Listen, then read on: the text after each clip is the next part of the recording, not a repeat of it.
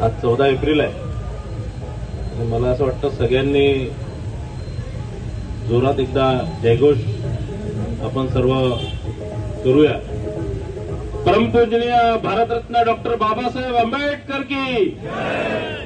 परमपूजनीय doctor Babasaheb Ambedkar की जय।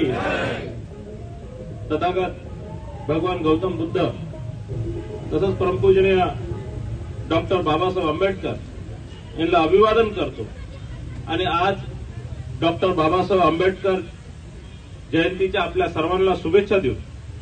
आपल्या भंडारा येथील परमपूजनीय डॉक्टर बाबासाहेब आंबेडकरांच्या पुतळा परिसरामध्ये आज आयोजित या जयंती कार्यक्रमामध्ये इथे उपस्थित आपल्या जिल्ह्याच्या आपल्या लोकसभा क्षेत्राचे खासदार सन्माननीय डॉक्टर प्रशांतजी पडोले साहेब इथे उपस्थित आपल्या जिल्ह्याचे ॲडिशनल एसपी ईश्वरजी कचकडे साहेब, महादेवरावजी या परिसराचे अध्यक्ष महादेवरावजी मेश्राम काका, माझ्या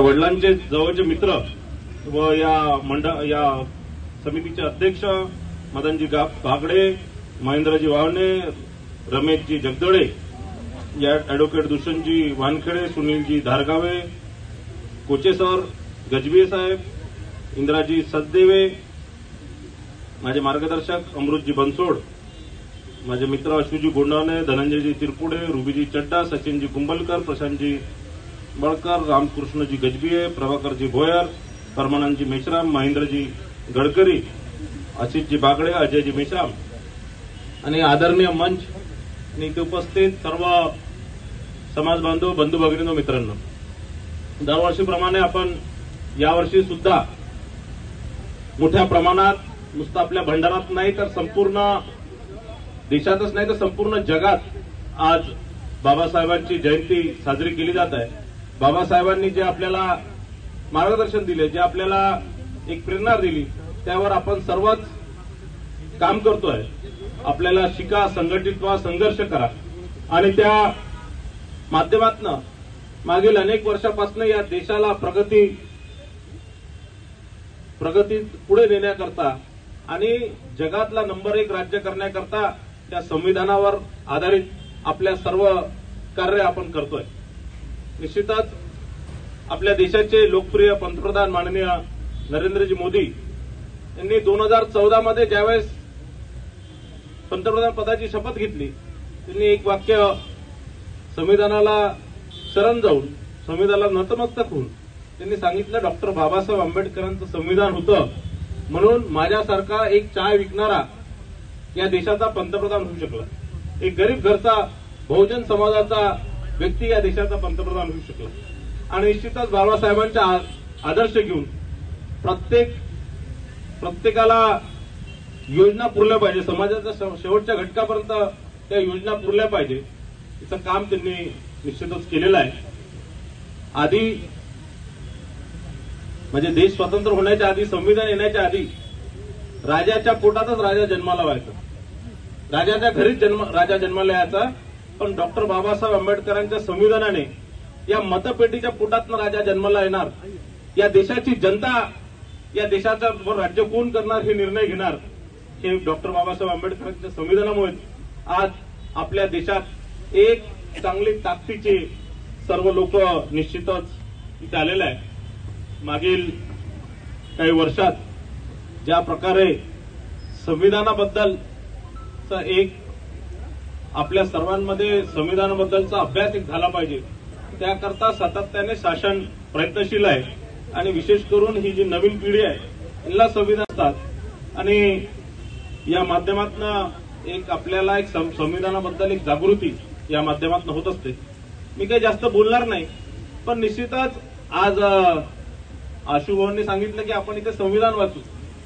आज आमच्या पक्षाचा कार्यक्रम आहे की जागोजागी आपण संविधान वाचनाचा कार्यक्रम आपण केला पाहिजे आणि निश्चितच बाबासाहेबांना खरी श्रद्धांजली हीच होणार की आपल्यापैकी सगळ्यांना किंवा आपल्या पुढच्या पिढीला संविधान तोंडपाठ असलं पाहिजे आणि निश्चितच जे आपलं संविधानाचे मूळ उद्देश आहे तेही आपल्याला जर पूर्ण संविधान पाठ होणे इतके शक्य होणार नाही, पण त्याचे मूळ उद्देश आहे ते आपल्याला ज्ञात असले पाहिजे, आपल्याला त्याचा अभ्यास असला पाहिजे.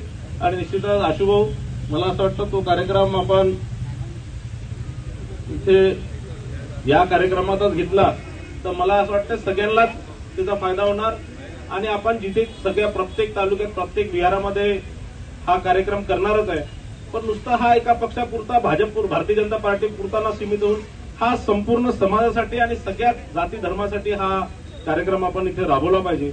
आणि जर तुमची तयारी असणार तर आपण एक वाचनाचा कार्यक्रम म्हणजे समितीच्या आदेशाप्रमाणे तसं आपण जर केलं तर उचित होणार.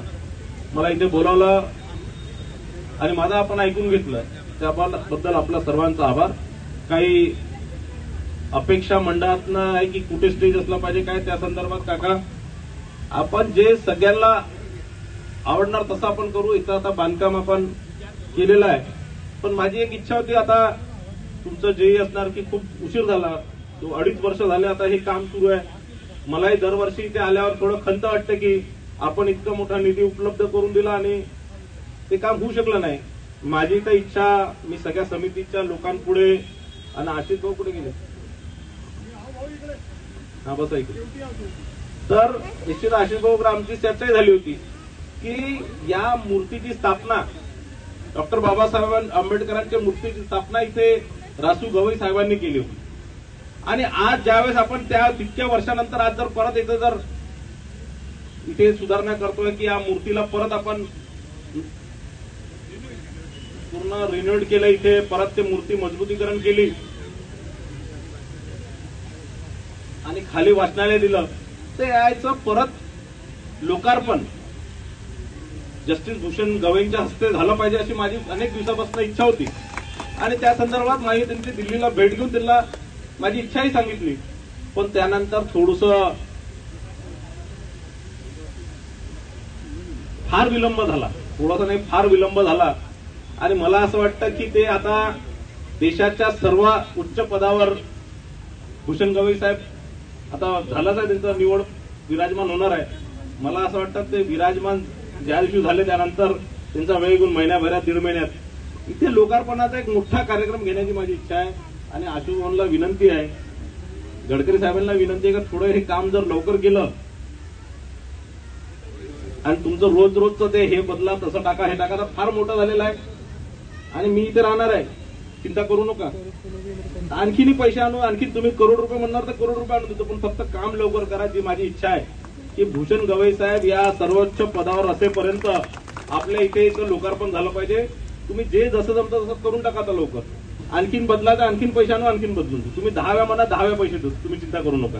पण हे काम लवकरात लवकर आपण करून घ्या हीच माझी इच्छा व्यक्त करतो. आज चांगला दिवस हा विषय घेतला नाही पाहिजे होता, पण एक मनातली खंत ती मी बोलून दाखवली.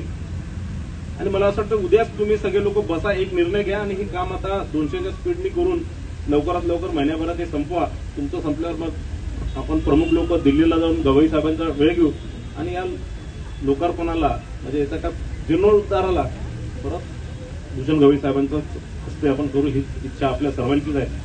मला इथे बोलवलं त्याबद्दल आणि मला आपण ऐकून घेतलं त्याबद्दल आपल्या सर्वांचा आभार. धन्यवाद. जय भीम, जय हिंद, जय भीम.